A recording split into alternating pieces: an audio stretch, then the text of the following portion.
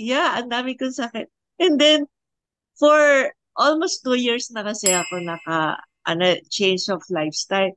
Nawala yon. Nakita ka, as in, wala yon. Kasi 2 summers na, wala ko naramdaman eh. Ang vertigo ko talagang bagsak eh. Mm. Talagang hindi ako And then, yung migraine ko, every summer yan, dire-diretso eh. Tanggal yan.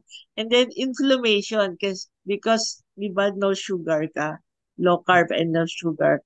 So, yung inflammation mo, yung mga sakit, so, gayahin mo yung mga tuhod mo, syempre, may old na tayo. And then, yung mga back pains mo, gano'n. Yun, nawala siya.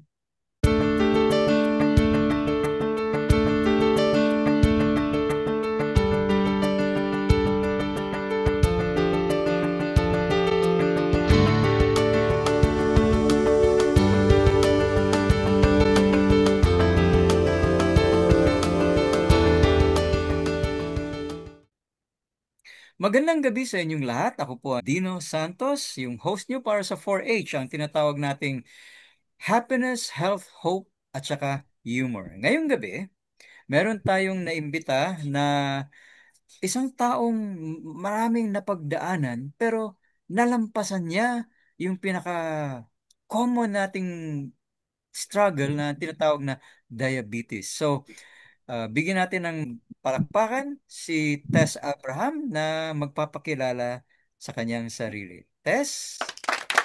Yeah, thank you, Dino.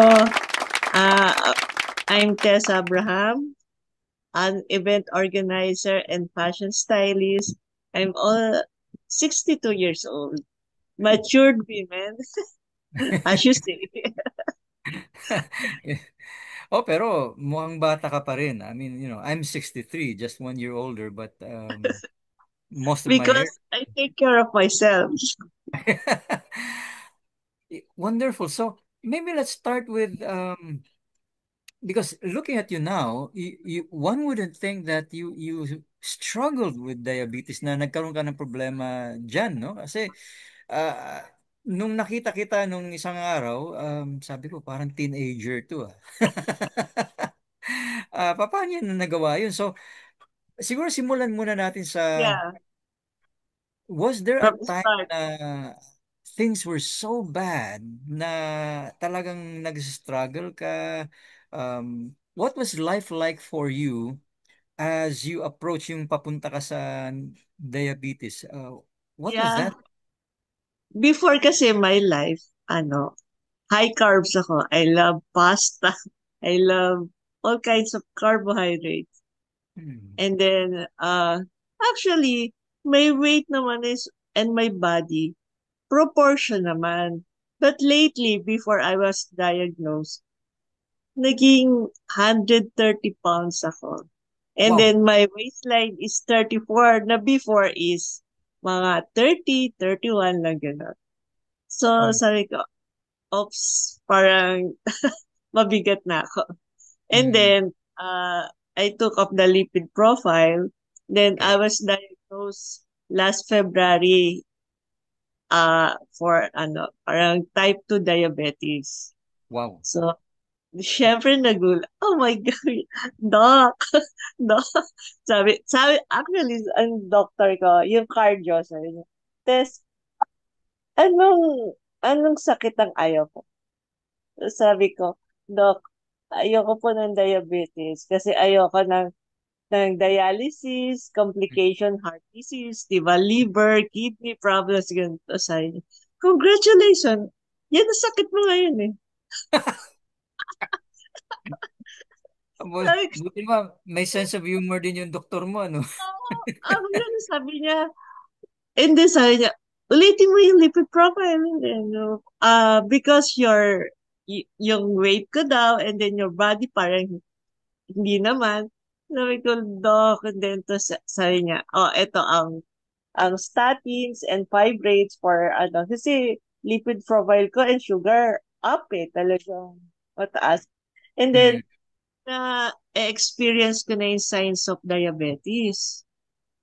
Which were? Nag-blur nag-blur Nag-blur. yung mata ko. Okay. Tapos, sabi ko, After yun, di ba, kumain ka, after 30 minutes, nagmumurmur naman, galit na naman yung tiyan ko. Mm. Nagkikrave na naman ako ng carbs, and then yung thirsty, tas yung Oh, yeah. frequent urination, di ba, parang mga 20 times, and then talagang tas parang lagi akong sluggish, Mm. anto, ganon. So, yun. Tas, and then, after that, sabi niya, I will, di ba after 3 months, lipid profile, sabi ng doctor, I will give you 3 months, ah. Mm. Kailangan maayos mo yung katawan mo. So, Mm. kinarir ko yan. Tumawag ako sa mga nutritionist, dietitian, sabi ko, Lord, ano ba to? Tapos, I studied my body. Kasi, hypothyroid. And then, type 2 diabetes. So, kailangan, you know your body. Yan yung first, di ba? Tapos, and then, I saw yung risk factor ng type 2 diabetes ko is hypothyroid. Oh. So, kasi, di ba, mabagal yung metabolism ko eh. Mm. So, and then I researched, I asked kung ano yung mga holistic approach for diabetes. So, Mm. yung management niya, ang hirap. Ang Mm. hirap, parang, sabi first, di ba, parang, since na high carbs ako, for 2 weeks, dahan-dahan, tatanggalin mo siya. Mm. So, dahan-dahan yun. So, para ayusin this. So, I love carbohydrates talaga. So, out na yung potatoes, french fries, chips, breads, kasi bread person ako. Mm. Pasta, pizza, ice cream, cakes.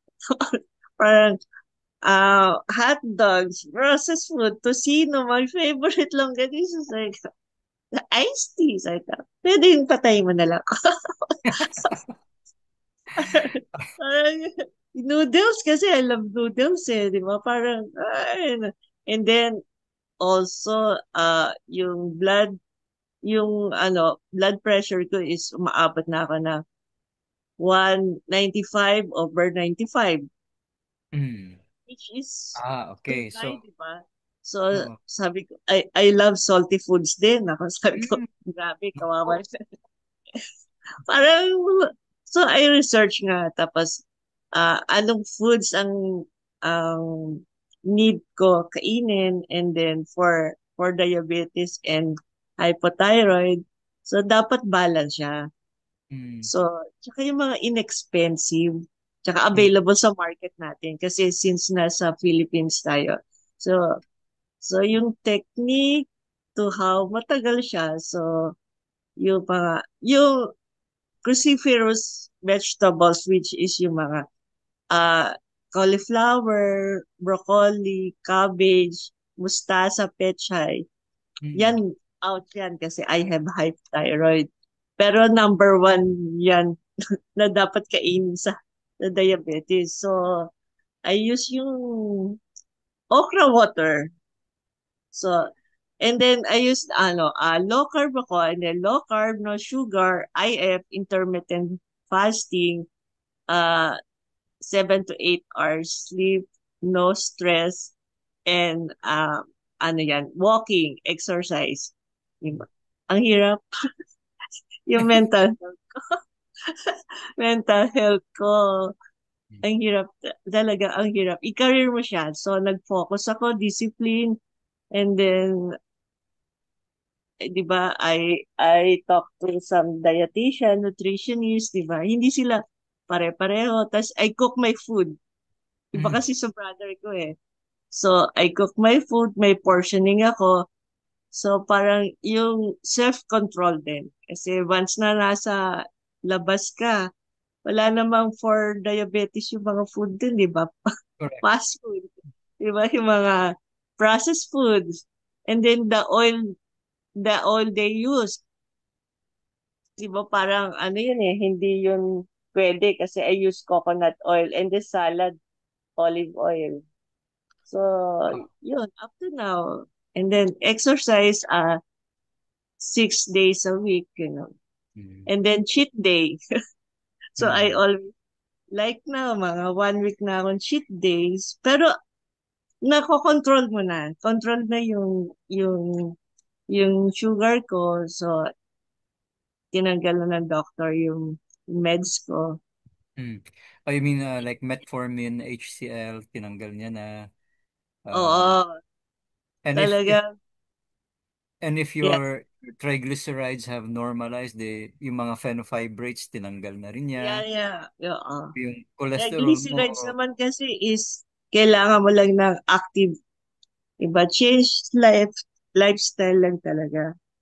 true. Lifestyle lang, diba? Kasi, or else, mamamatay ka sa, a- Yep. actually, diba? Yung warrior mo, kung warrior ka, diba? So, Mm-mm. Mm. I surrender everything to God na lang. Tapos, Totoo stop. yan. Diba? Tsaka meditation, healthy lifestyle. So, tsaka self-control din. Mabalikan nga natin, Tess, yung kinikwento mo kasi maganda yung naisalaysay mo dahil kumbaga you came from a point where you were experiencing depression. Clearly, you did not Yeah. like what was required to get back your health, no? Kumbaga, sacrificing so much that you enjoyed or used to enjoy. Um, Nagkaroon ba ng impact yun halimbawa sa trabaho or sa mga relationships mo? Did you experience moments where you became cranky kasi hindi mo makain yung gusto mong kainin or Not irritable? cranky, not irritable, envy. Oh, Parang self-pity. Kasi di ba, okay. when we go out, Mm, parang self-pity, parang I love.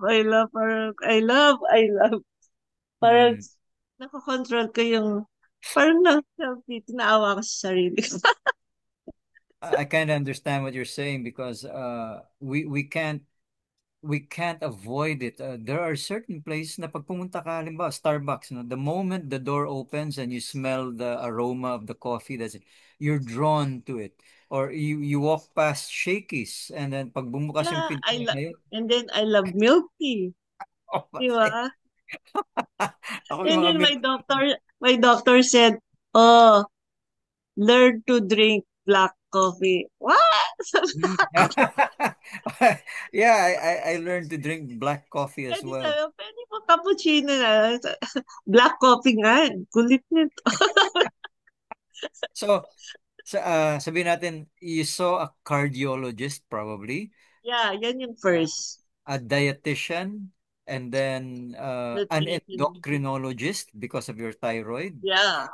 And then you also had to consult with somebody to unburden some of your psychological Yeah, struggles. oo. Actually, di ba? Mm, Matagal din siya after a while naman sabi ng nutritionist, mawawala yung mental pag mm, pag na-control mo na everything. Actually, ang nawala ang first ko kasi I have migraines and vertigo. wow. Yeah, ang dami kong sakit. And then for almost 2 years na kasi ako change of lifestyle. Nawala yon. Nakita ka, as in wala yon. Kasi 2 summers na, wala ko naramdaman eh. Ang vertigo ko talagang bagsak eh. Mm, Talagang hindi ako And then yung migraine ko, every summer yan, dire-diretso eh. Tanggal yan. And then inflammation, because di ba no sugar ka, low carb and no sugar. So yung inflammation mo, yung mga sakit, so gayahin mo yung mga tuhod mo, syempre may old na tayo. And then yung mga back pains mo, gano'n. Yun, nawala siya. mm. Wow. So, tas gumaan ka. Wow. Gumagaan siya. Okay, so from 34-inch waistline and from 130. I'm now 29. Whoa, okay. Whoa. No wonder I 29. thought you looked like a teenager. Tapos yung bigat mo nasa ano ngayon? I'm 49 kilos. Before kasi, 49 kilos, 105. Before Mm. kasi 130 ako. So, sabi ng doctor, medyo underweight ako. Oh, 4'5", 4'8". Okay. But And then after no ano, actually, nagplato na yung weight ko. oh, Hindi na siya tumataas, hindi na siya bumababa. Sabi ng dietitian, normal daw yun. Magpa-plateau talaga yung weight mo. outstanding. But the bigger picture, yung mas magandang mga benefits sa'yo is you no longer probably feel as sleepy or Yeah. dizzy. Tapos Except nawala na for yung pag mataas uli yung sugar mo. Right hmm. now, di ba, 1 week akong cheat day. So, nararamdaman ko na naman siya. Oh, well, sometimes naman we need to treat ourselves, but then of course there are always consequences, no? Yeah, Um, pero kung if ever alam mo na yung system tsaka yung techniques, the next day nakukuha mo siya. Actually, ang bilis din mag-flat ng tummy mo eh. The next day. Pag hmm. yung nakuha mo na siya yung technique talaga, Um, automatic na siya. Baka gusto mo mag shout out sa dietitian mo. Ayun, Uh, si Dr.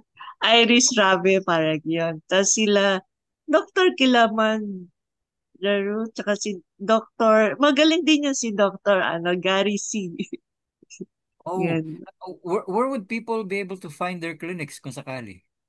Hindi, sa YouTube lang. Minsan, Oh, mini-message ko lang sila. Actually, sumasagot. Kasi ang lalayo nila eh. Yan. mm, Minsan sasabihin oh, ko, Doc, mm. paano po cheat day ko? Parang every time, ang question ko, cheat day ko pa. Pero ang Eh, galing. Nila. mm. Maganda yung sinabi mo kasi kumbaga meron sa ating mga kababayan na siguro it's either masyado silang malayo at saka alam mo naman yung traffic terrible. Um, that you can learn and maybe even get some ideas from people who are YouTubers. Kasi Yeah, kung medical professional sila and they respond, meaning binabasa nila yung comment section, then you can ask binabasa nila. questions. Actually, i-PM mo rin sila. Mm. Di ba? Alam naman nila. Actually, Wonderful. well, oh yeah, Mm, magagaling sila. Tsaka, naghanap talaga ako. Yun. Kasi, di ba, not every doctor naman same mm, yung advices nila, di ba? mm. I can relate with what you're saying kasi days, weeks leading up to my prostate surgery, I went on YouTube tapos ang dami kong mga pinanood doon, sina Rina Malik, other American urologists, just to para lang mapanatag yung loob ko na, if I'm Oo. going to go through this, this is what's likely to happen after, yung mga ganun. Ang dami. Actually, Mm. ang ano ko lang, ang American lang si Dr. Berg. Siya lang. Kasi the others kasi, hindi ka makarelay since na yung food, di ba? Berries, strawberries, di ba? Ang mahal ba? Kale. Dito, talbos ng kamote, okra. Mm. O nga pala, I meant to ask you kasi valid point, no? Yung bang Filipino doctor would understand the Filipino diet. Um, Yeah.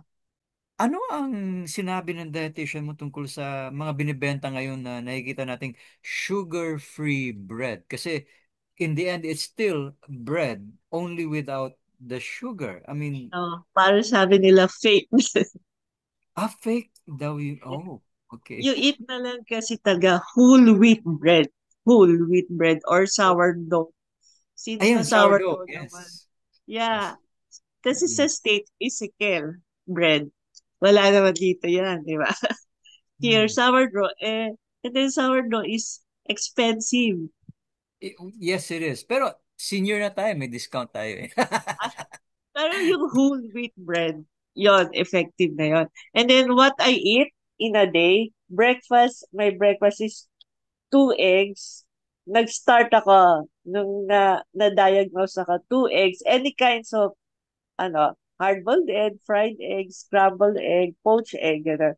Two Mm. eggs, and then I eat wheat bread, 2 slices of wheat bread, and then black coffee or green tea. Wow, wonderful. That's 10 Um, a.m. And then 2 p.m., 1:30 to 2 p.m., my lunch. Oh, 1:30 to 2 p.m. Ah, okay. Kasi dapat 3 hours interval eh. Kasi actually, yung eggs nun, full ka na eh. Tapos Mm. after 3 hours, alam mo, gutom ka na ulit. So, lunch ka na. So, lunch mo, and then, wala ka ng snacks. Kasi ang susunod mo is 5, diba? 5 to 6 na yung dinner mo. So, I One. eat for 5:45 para medyo tumagal. Para after 6, no na. Konting One. water na. Mm.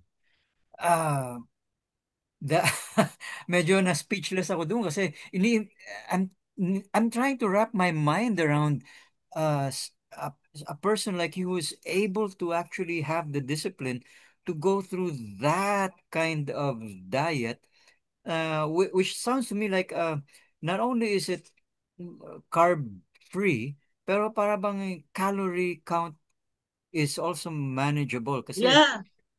hindi siya yung high calorie eh. Mm. Yeah, tapos actually, kasi because I saw naman yung ibang mga diabetic friends ko, Mm. parang they depend on their medicines. Hindi Ah. sila nagpo-focus how to, diba? May medicine naman ako, kaya pwede ako kumain ng bawal. Yung ganon. Ah, Di ba, thinking ng Pilipino, may medicine naman ako di ba? Kain pa rin ng bawal, inom pa rin ng, ng mga wines, beer, di ba? tuloy Ganon. naalala ko yung kaibigan ko kasi meron akong kaibigan eh. Ang pangalan niya si Mon. Sabi niya sa akin, oh, samahan mo naman ako sa Binondo. Sabi ko, bakit? Magpapatingin ako sa doktor ko, si Schubert. Okay, sige, sinamahan ko sa Binondo. Pagkatapos noon, unang tinakbuhan namin was a Chinese restaurant na in-order niya oyster omelette. Tapos sabi ko, Mon, do you realize how much cholesterol is in oysters? Sasagot niya sa akin, nagpakita naman ako sa doktor eh. Tapos sabi ko, pero I'm sure kung nandito si Doc, sasabihin sa'yo, wag mong kainin yan. Tapos sabi niya, eto yung classic na sagot niya. Eh, kung hindi ka kumain, patay ka. Kung kumain ka, patay ka pa rin. Ay, Kain na lang ako. ako nga, mga friends ko sabi, oh, Tess, kumain ka na. Sabi ko, hindi naman kayo magbabayad ng pagpa-doktor ko. Alagaan niyo ba ako? Oo nga Ang naman. hirap. Actually, mahirap. Kaya yung diabetes, ako, tsaka alam ko na yung pag nagda-dialysis ka, tatamaan ka talaga ng mental. Kaya sa statistics natin, pag nagda-dialysis ka, ang dami nagsusuicide. Hmm. Mm-mm. Sabi rin niya sa hospital, sa suicide, mahal na, tas hindi nila kaya. Kasi Mm. nagde-depend sila sa sa medicines eh. Tapos kumakain silang bawal. Tapos yung mga friends ko nagsusumba, di ba? Zumba, o sige. Tapos after nun, nasa McDonald's. Kain na. Di ba? Tapos ang tataba pa. Ay, sakit ng arthritis ko. Di ba? Di ba? So, sabi ko, yan. Kasi di ba? Pero I don't want to judge them. Kasi gusto nila, choice nila yan eh. Hmm. Ang Di ba? maganda sa sabi mo, Tess, is you look at food as medicine. Long before you consider chemical equivalents, tinitingnan mo yung pagkain as a way of curing your condition. Kaya napakaganda nun. Tsaka nag-aral ako ng, ito ba glycemic index? Kasi 1 to 50 glycemic index, good to eat yon. And then 51 to 100, high na yon, aatakihin ka na talaga nun. Mm, mm, mm. So, minsan nakikita ko yung mga doktor, yung bawal, kain lang sila 3 pieces, yung ganon. So, tatry ko rin yan. Titingnan, chine-check nila kung tataas yung nila, Yeah. glycemic. Mm. Meron niya Sabi ano, ko, sige, pwede. may test yan na pupunta ka sa testing center, tapos imo-monitor ka nila kasi Yan. painumin ka ng matamis na matamis, tapos Oo, yun yung matamis. Tapos i-check pupurasan nila. nila, yun. Titingnan nila kung ano yung reaction mo after a certain Oo, number of and then pag time. kumain ka, dapat in minutes na 2 hours kung bababa siya o hindi. So, meron isang dietitian, ang technique niya, pwede sabi niya, Tess, pwede kang kumain ng dessert after. Pero ang technique niya, first, kumain ka muna ng gulay, lahat ng dahon, kumain ka, para daw yung stomach ko, magpaplasta, parang ipapatch niya. So, pag kumain ako ng sugar, mabagal siya mag-increase. Oh, wonderful. Oo, so yun ang technique. Mabagal siya kasi like yung kung sugar mo na kakainin mo, so mag-shoot out siya. So tatama, yan yung ano, yung insulin resistance, di ba? So Mm, pag yung lalagyan mo muna siya ng gulay, tas fiber, and then uh, protein, yung ganon. And mm, then, dahan-dahan na siyang tumataas. So, mabagal siya. Tapos, magwa-walking ka ng mga 10 to 15 minutes. So, nakakain mo yung gusto mo. So, yun talaga yung technique ko. So, kung like yung yesterday, nag-treat yung pinsan ko sa Soler. mm. So, Oh, lahat muna ng gulay, kinain ko dahon. ah, Dahon muna. Tapos, after nun, ano, kumuha ko ng mga lemon water, gano'n, drink lang siya. And then kung talagang, sabi niya, kung talagang napakain ka ng maraming sugar, ang isa pang tip niya is drink warm water mm. para ipa-flush niya. So, Yes, yun that's yung mga technique na tini-check ko na kung pwede, di ba? Since tayo, di ba, minsan nag-food tasting, alam nga, bawal sa akin niya, hello, bawal sa akin, no, di ba? Di ba? Sabi ko, Tess, mag-food taste ka, di ba? mm. So, Alam mo yun, yung yun technique talaga. Water. Water water. yan. Mm. Water, Ah, di ba? Meron kang 2 liters, okay na yun. mm. Yun, Alam mo, tapos warm water. yung sinasabi mo tama yan kasi the body's way of getting rid of excessive glucose is urination eh. So, Yes. kaya parati tayo parang gutom pag mataas yung blood sugar natin. Pero pag mataas yung blood sugar mo, nag-urinate ka, akala mo, ano siya, pero protein siya. So, Mm, sayang naman yung kinakain mo. mm. Naalala ko Natitira ngayon, sugar. naalala ko ngayon sinabi ng isang kaibigan ko na diabetic kasi siya, sabi niya, yung poor man's test niya is, pag umihi siya, tinitingnan niya yung behavior ng mga langgam. Yeah, Pagka, wala naman. kasi daw pag yung mga langgam, imbis na magtago, are drawn to his urine. Ibig sabihin, mataas yung sugar Tsaka nung yung urine sugat niya. mo, yung gas-gas mo, di ba? Kaya nakakatakot pag mataas ang sugar mo eh. Lalo na kung diabetic. Yung gas-gas mo, di ba, usually pag normal, gas-gas, mawawala na siya ilang days lang. Yung gas-gas mo, lalaki siya. Tapos Mm. ang tagal niya. So, yun, lumaki. Kasi nung mataas yung sugar ko, may gas-gas. Months siya. Wow. Tapos lumaki siya talaga. So, yun pala yung dahilan kung bakit yung mga ibang tao nagkakaroon ng gangrene, for example, dahil Yes. malala talaga yung nangyari sa kanila. Pumapasok yun siya talaga eh. Mm. Nagkakaroon siya ng inflammation, infection, gano'n. Mm. So, medyo aware ako. So, naka-flat shoes ka or rubber shoes. So, takot ako masugatan. Kahit Tama. control yun. Mm. The thing that I'm still trying to wrap my head around, kasi alam mo naman, foreigners, madalas, they poke fun at us and sasabi, Filipinos, you people, you're always hungry every 2 hours. Tapos, And then your food is food of salt. yun, it's Di either ba salt or salty naman sugar. talaga eh, di ba? Salty, di ba? Ang So, daming MSG. So, actually, pinagbawal ka before sa akin, Chinese foods. oh, okay. Kasi ano, di ba, madami siyang salty siya, and then MSG, and Mm. then noodles siya, pasta, high carb siya. Tsaka Something na oily. sinabi mo kanina, finally makes sense to me kasi I've been buying yung sugar-free bread. sa mga supermarket. Yun ang kinakain ko. Hindi na nga ako nagra-rice minsan eh. Um, pero pagkatapos ko kumain ng sugar-free bread, inaantok pa rin ako pagkatapos. So, hindi pala totoo yun. Pero nung bumili ako ng sourdough sa Japan, sa Shopwise yun eh. Bumili ako ng sourdough. Mahal nga, pero dahil sa senior discount, medyo nabawasan. Tapos pinaslice ko na sa kanila. Nagdadalawang piraso lang ako noon kasama ng black coffee. Okay na ako. That's pretty much my breakfast. Until Siguro lunchtime. tomorrow try mo yung steamed talbos ng kamote, di ba? Yung isang tali, yun yung lunch mo. And then chicken. Mag-chicken ka. And Mm. then brown rice. So, first mo na yung gulay, yung gano'n. Tingnan mo, full ka. Ang tagal mo.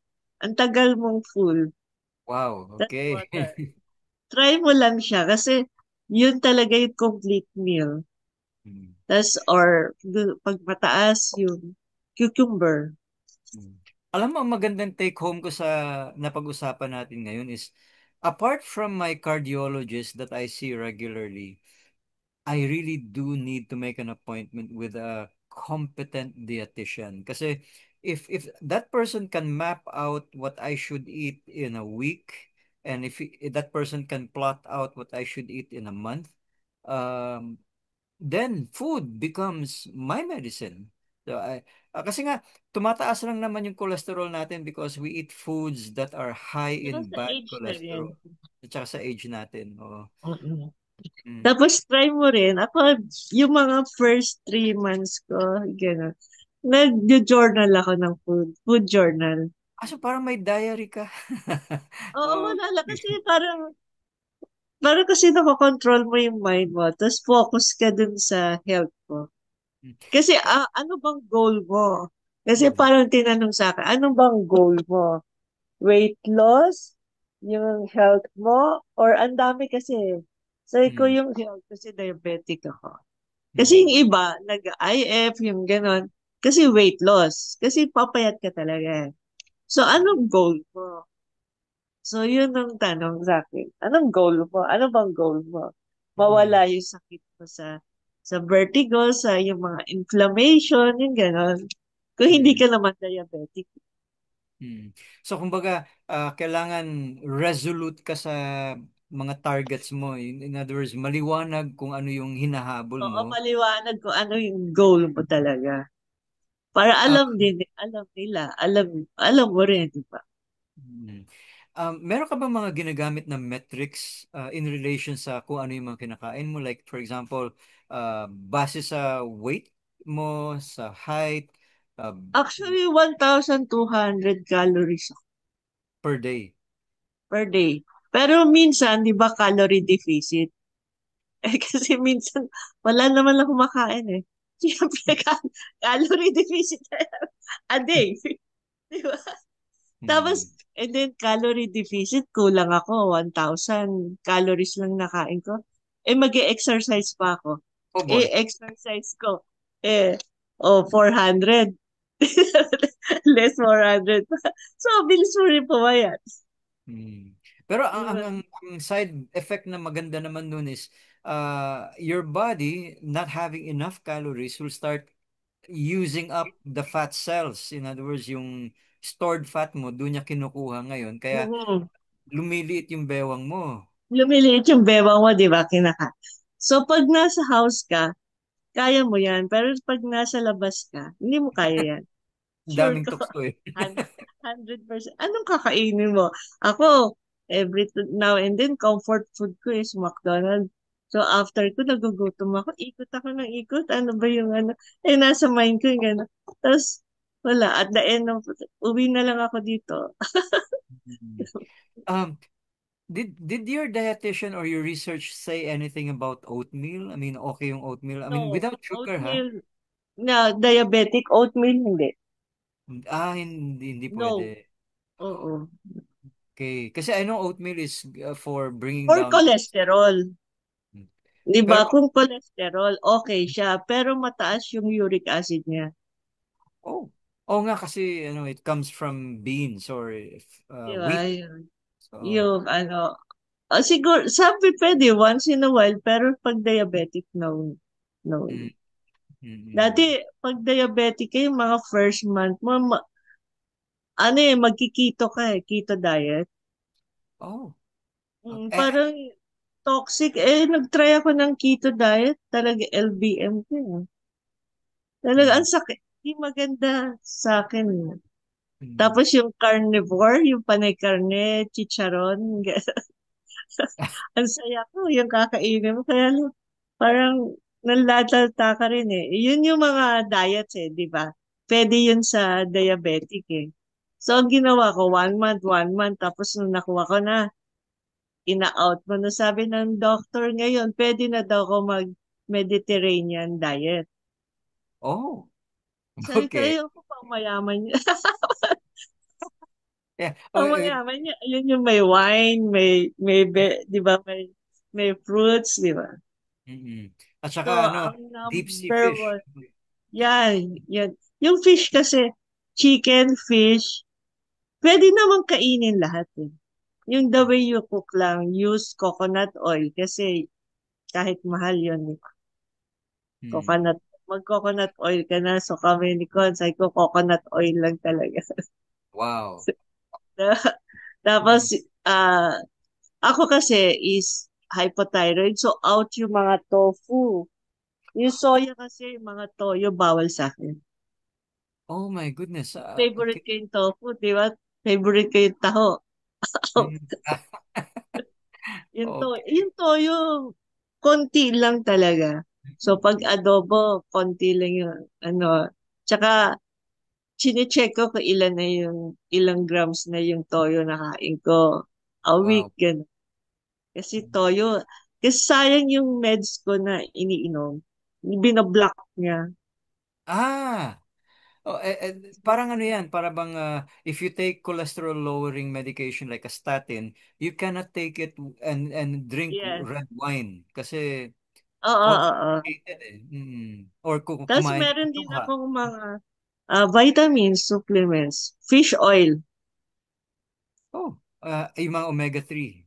Yeah, fish oil kasi kulang yun sa foods eh. So fish oil and then vitamin D. Kasi for seniors, Yes. vitamin D. Pero kung meron ka naman sunlight, Mm. okay lang yan. Tapos zinc. Kasi yung zinc, di ba? Vitamin C, gano'n. Yun. Tsaka magnesium Para masarap glycinate. ang tulog. Yan. Tsaka nire-relax kasi niya yung nerves mo. Oh, okay. Mm. Cool, cool. Oo, So, yun talagang nire-require yan ng doctor. mm, Magnesium. mm. So kung Minsan. magpa-blood test ka ngayon every how many Ngayon, months? actually, meron akong talagang schedule ng lipid profile. Hindi ayokong gawin kasi alam ko mataas sugar ko eh. Alam, Baka ma-depress ka. kasi know your body eh. Kasi yung iba, hindi alam yung body nila. Alam lang nila yung naririnig nila. Ay, si Dino, ganun, gagayahin ko na lang yan. Ay, yung Mm, ganun, sabi ng doctor sa YouTube di ba? Ganun mm, eh. Ay, yung ganun gayahin ko na lang yan. May gamot naman ako. mm, So, know your body. Kasi before, alam mo naman ako, stubborn. Sabi daw, ganito, yung hypothyroid. Yan. Naku, hindi naman effective. Nag-alternative medicine ako. So, yun. lumabas lahat yung symptoms ng hypothyroid ko. Mm. So, pinagalitan ako ng doktor. Balik Uh-oh. ulit sa West. So, Oo. talaga, yung diabetic kasi, treatable. Kasi yung Mm, iba, hindi naman, hindi na yung treatable eh. So, mm, pag diabetic ka, ingatan mo lang talaga yung liver, kidney, tsaka yung heart mo. mm. Kasi dialysis, gusto mo na dialysis, para i-mail pa dialysis. Mm. Tsaka But, ingatan mm, mo yung health mo. Love yourself. Parang mm, yan ang ko, love yourself. How can you take care of your family kung ikaw pala yung masakit? mm. So, wow, those are wise words from Tess. na sana lahat ng mga nanonood sa atin ngayon is pakinggan nyo, sundin nyo para makuha nyo rin yung benefits na nakuha ni Tess. Review lang natin ng mabilis, no? Like, number one. At least kahit 1% lang. Hindi Mm. naman, not all naman. Oo, kasi case-to-case basis din tayo. Yeah, face-to-face Iba-iba yung basis. body types natin, iba-iba yung ancestry natin. Like, paano kung may halo-halo yung, halimbawa, part of Sakit. you is American, part of you is Australian, ganun. So, iba yung treatment modalities that will work for us. But sana ma-inspire kayo sa kwento ni Tess kasi Yeah. nagsimula siya sa hindi naman obese, no? Pero yung bang uh, Di ba as kasi 130 first time ko yun eh. mm, 130 pounds. at saka yung parating mahina, inaantok, and then the feeling na naiinggit dahil nakikita niyang kinakain ng iba yung gusto niya kainin. So, nakuha niya uli yung magandang waistline, yung magandang timbang, yung energy niya bumalik. And in the process, she also gained discipline, Yeah. mental wellness, and most of all, productivity. Kasi even at her age, she's still very much at work, very, very active. So, sana ma-inspire kayo sa kinuwento ni Tess. So, sa ngalan ng mga kasama ko sa aming parent show, which is The Leader's Edge, maraming salamat uli, Tess, for Thank taking time you. out. Kasi talaga nakaka-inspire naman, especially to me, kasi ako pre-diabetic na ako. You know, Start um, ka na. yeah, so kailangan magsimula na ako. So, Change of lifestyle. yes, and thank you for the tip about the sugar-free bread. I mean, di pala totoo. Ba, I'll first things first, I'll look for a dietitian. Really plot out what I'm supposed to eat. Yan. Food as medicine instead of the artificial stuff. Kasi mauuwi sa dialysis yan pag parating bugbog ang kidney at liver. Hmm. Kidney and liver. Di ba? Yes. And so, mga kaibigan, once more, nabuo natin ang isang napakagandang usapan tungkol sa kalusugan ng tao sa ating show na 4H. Sana naman, kung nagustuhan niyo yung mga narinig niyo galing kay Tess, mag-iwan naman kayo ng mga comments. I'm sure she would like to read them. Encourage niyo siya. At saka, kung meron kayong mga idea na kung ano yung gusto niyong sunod na pag-usapan namin, let me know because we will look for people who can talk about it. So, Yes. sa ngayon, ang gusto ko lang sabihin paalala natin sa lahat that learning is a never-ending journey with limitless vistas. Magandang gabi sa inyong lahat.